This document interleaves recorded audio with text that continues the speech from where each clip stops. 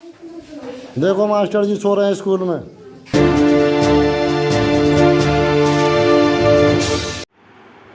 प्राथमिक विद्यालय में एक शिक्षा मित्र का क्लास में सोते हुए का वीडियो सोशल मीडिया पर वायरल हो रहा है। पहले आप भी देखिए वायरल वीडियो। स्कूल है।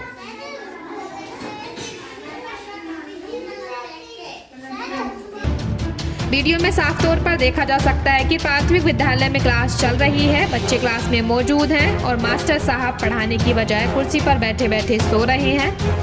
स्कूल में पढ़ाई चल रही है, स्कूल में देखिए।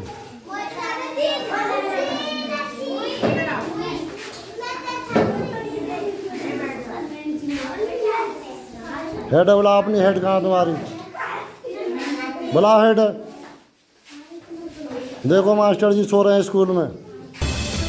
दरअसल ये वीडियो बुलंदशहर के मुबारकपुर गांव के प्राथमिक विद्यालय से सामने आया है, जहां ग्राम प्रधान अमर सिंह शनिवार को विद्यालय में दौरे पर पहुंचे थे।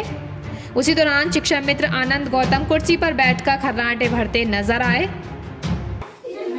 बुला हेड। देखो मास्टर जी सो रहे हैं स्कूल में। ये स्कूल की स्थिति। उसी दौरान मास्टर साहब का सोते हुए वीडियो बना लिया गया। वीडियो सामने आने के बाद खंड शिक्षा अधिकारी ने मामले की जांच कर कार्रवाई की बात कही है।